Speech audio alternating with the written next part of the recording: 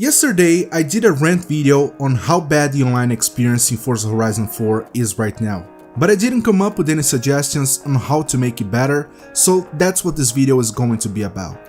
Some of the stuff I'll be suggesting might be more difficult than others to implement from a technical standpoint, but that's not the point of the video anyways. The game is awesome and they have everything in place to turn the online component into something truly great, but as it is right now, it doesn't work as well. As I said in my previous video, no one cares about playing as a team. It's a free-for-all under the guise of teamwork. And the thing that ruins a big part of the online experience is the fact that most players act as a one-man crew, consequently ruining their team's performance. I've had a couple races where more than one of my teammates didn't race at all. They just drove a couple meters past the starting line and parked their car in the first corner until the race was over, and the entire team was obviously penalized as a result. Most of the races I've taken part in so far had at least one of my own teammates trying to push me off the track, or at the very least blocking me, and as a result, my team was also penalized. This happens across both unranked and ranked team adventures, which leads me on to my next topic.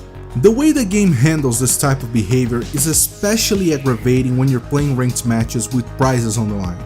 To put it plain and simple, if you're playing ranked matches, you're going for the win solely because of the prizes at stake. Sadly, the game rewards players who play dirty just for the sake of getting the win instead of actually penalizing them. Get rid of teams, simple as that. Teams don't work on this game and somehow it instilled a culture where players either fight among themselves, completely ignoring how the game is meant to be played, or trigger self-defense behavior from actual clean racers who pull the trigger first over fear of getting screwed up.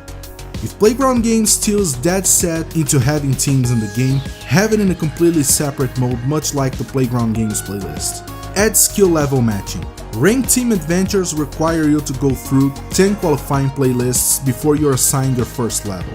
Needless to say, unqualified racers should only race against unqualified racers. Don't mix them up with people trying to climb the skill level tree because they've got a lot at stake, whereas unqualified racers simply don't.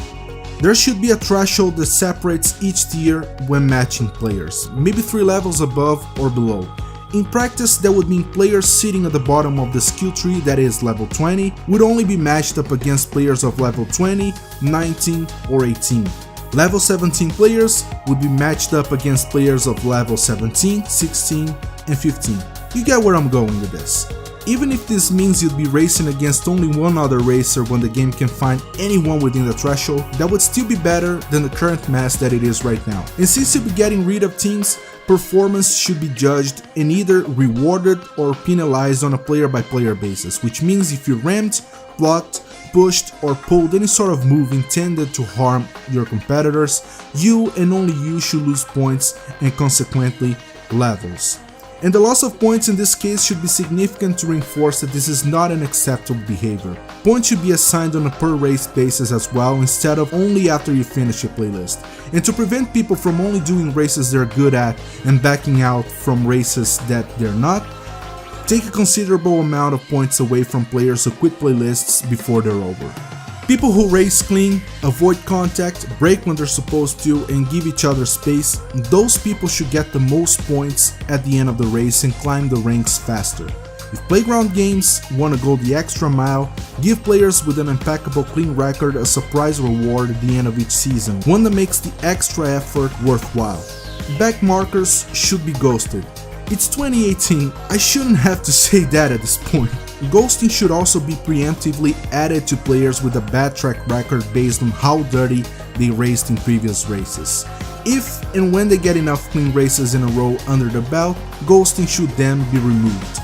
Don't put players back into the lobby once a ranked adventure is over. I understand this is meant to avoid being matched up against the same players over and over again, and that's a positive thing. But instead, keep the playlist going while the rematching of players happen in the background. Even if it means a waiting time of, I don't know, 2 to 3 minutes, that's still better than having to wait up to 30 minutes to find a match.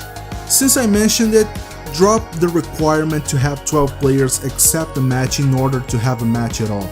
I have the feeling that a big part of the reason why it sometimes takes this long to find a match is that there are too many ranked adventures in progress and that the game tries to find other 12 people currently not in a match at the same time to start a new one. Start a match with however many players are available, even if it means you go through an entire playlist with just one other player. And since performance would be judged at an individual level, it wouldn't hurt the game's objective if you let people join a playlist in progress. In Forza Horizon 3, you actually had to drive to the event location after the race was over. In Forza Horizon 4, they turned into an actual quote-unquote race type called Freedom Rush. Just don't, this clearly feels misplaced. It's a race with no checkpoints. People are free to take any route they want by any means they can, provided they be the first among the ones to reach the finish line, or at least finish the race before the 30-second countdown timer is over. I'm not saying Playground Games should remove this mode altogether, because I know there are a lot of people in the community who have fun in this mode, but perhaps it would be better suited for the Playground Games playlist. Whenever I finish an online race and I'm put back into the lobby, at least supposedly, I get disconnected. Every single time. Then it takes anywhere from 1 to 3 minutes for the game to find me a new Horizon Live session. I do another online race and the cycle repeats itself. It breaks the flow and kinda makes me wanna stop doing online races altogether. However, somehow when you're a part of a convoy, these disconnection issues don't happen that often, and when they do, I know it's a one-off kind of thing, which makes me believe these disconnection issues when you're not part of a convoy are actually a bug, so I hope that they fix it as soon as possible. Currently, there are 2 game-breaking bugs in the game, and no, I'm not saying that as an entitled millennial that spits out game-breaking at every single minor bug that they find in the game.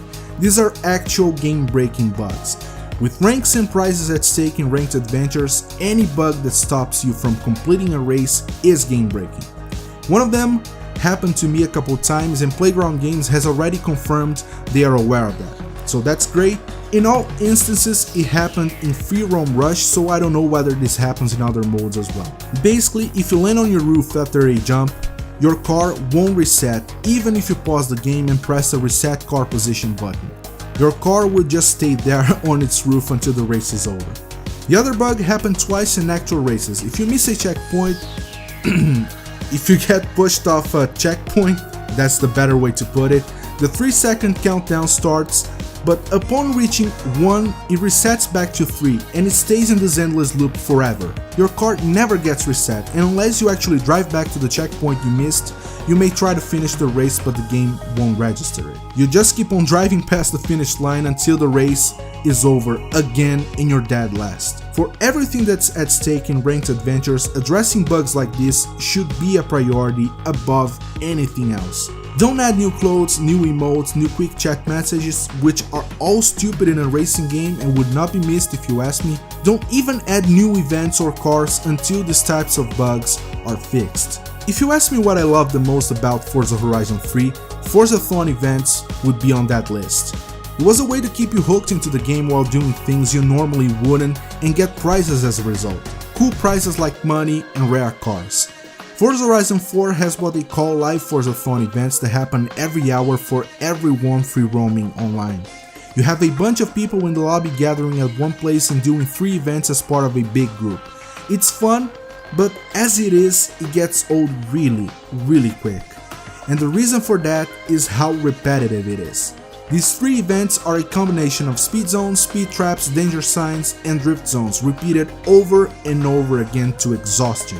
Get people to do different stuff. Maybe have 2 events be a combination of the aforementioned types of events and the last one be a race, or maybe a full championship, although that would require Playground Games to significantly increase the prize payout if they want people to invest the time it takes to do a full championship for a measly 30 Forza-thon points. Now that I said that, it'd be really cool if this Forza-thon live event spawned at random once a day. Let's say you're free roaming doing a bunch of Forza-thon live events every hour, when all of a sudden you get called out about a special Forza-thon live event is taking place in 5 minutes. Do you want me to set route to the location?